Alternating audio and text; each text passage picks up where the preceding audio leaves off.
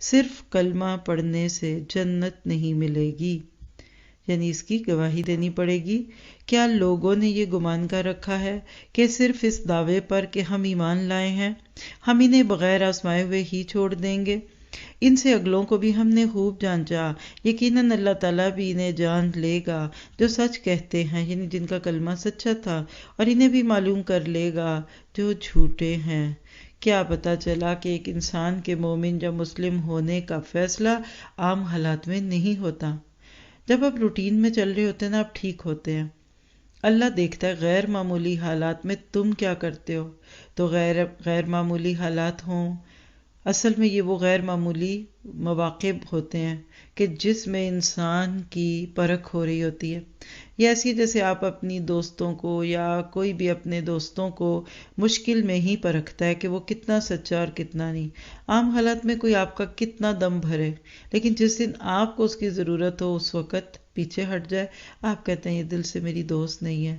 تو آپ کا میرا حقیقت میں دعوی ایمانی لا الہ الا اللہ یہ عام حالات میں کوئی زیادہ نمبر نہیں رکھتا۔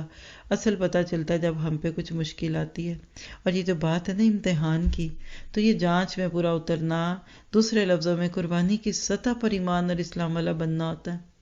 وہ وقت جب دوسرے لوگ پیچھے ہٹ جائیں آپ کو آگے آنا پڑتا ہے، جب لوگ انکار کر دیں تو آپ کو اقرار کرنا پڑتا ہے، جب لوگ شک کرتے ہیں تو آپ کو یقین کرنا پڑتا ہے، اور یہ اس وقت ہوتا ہے جب آپ کو اپنی انا کو کچلنا پڑتا ہے۔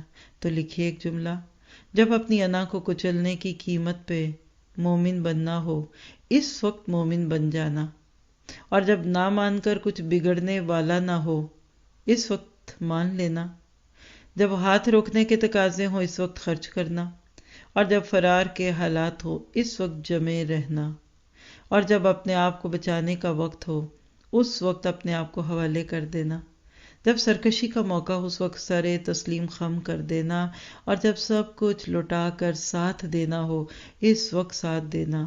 ایسے غیر معمولی مواقع پر وہ اندر والا انسان باہر آ جاتا ہے۔ اس کے بعد پھر کسی کے لیے یہ موقع رہتا ہی نہیں ہے کہ وہ جسٹ لفظ بول کر اپنے آپ کو ایمان والا ثابت کرے۔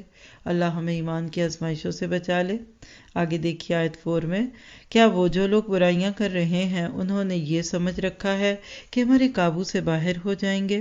یہ لوگ کیسی بری تجویزیں کر رہے ہیں جسے اللہ کی ملاقات کی امید ہو، بس اللہ کا ٹھہرایا ہوا وقت یقیناً آنے والا ہے، وہ سب کچھ سننے والا، سب کچھ جاننے والا ہے۔